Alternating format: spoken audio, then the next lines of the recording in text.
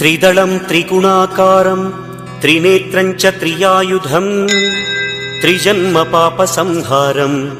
एकबिल्वं शिवार्पणम् त्रिशाखैः बिल्वपत्रैश्च अच्छिद्रैः कोमलैः शुभैः तव पूजां करिष्यामि एकबिल्वं शिवार्पणम् कोटिकन्या महादानं तिलपर्वतकोटयः काञ्चनं शैलदानेन एकबिल्वं शिवार्पणम् काशीक्षेत्रनिवासं च कालभैरवदर्शनम् प्रयागे माधवं दृष्ट्वा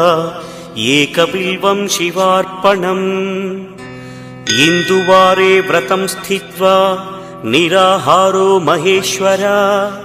नक्तं हौष्यामि देवेश एकबिल्वं शिवार्पणम् रामलिङ्गप्रतिष्ठा च वैवाहिककृतं तथा तटाकादि च सन्तानम् एकबिल्वं शिवार्पणम् अखण्डबिल्वपत्रं च आयुतं शिवपूजनम् कृतं नाम सहस्रेण एकबिल्वं शिवार्पणम् उमया सह देवेश नन्दिवाहनमेव च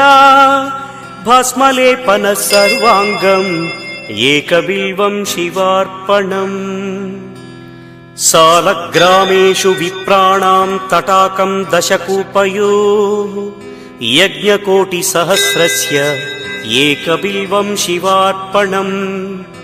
दन्तिकोटिसहस्रेषु अश्वमेधशतक्रतौ कोटिकन्या महादानम् एकबिल्वं शिवार्पणम् बिल्वानां दर्शनं पुण्यं स्पर्शनं पापनाशनम् अघोरपापसंहारम् एकबिल्वं शिवार्पणम् सहस्रवेदपाठेषु ब्रह्मस्थापनमुच्यते अनेकव्रतकोटीनाम् एकबिल्वं शिवार्पणम् अन्नदानसहस्रेषु सहस्रोपनयनं तथा अनेकजन्मपापानि एकबिल्वं शिवार्पणम् बिल्वाष्टकमिदं पुण्यं यः पठेत् शिवसन्निधौ शिवलोकमवाप्नोति एकबिल्वं शिवार्पणम्।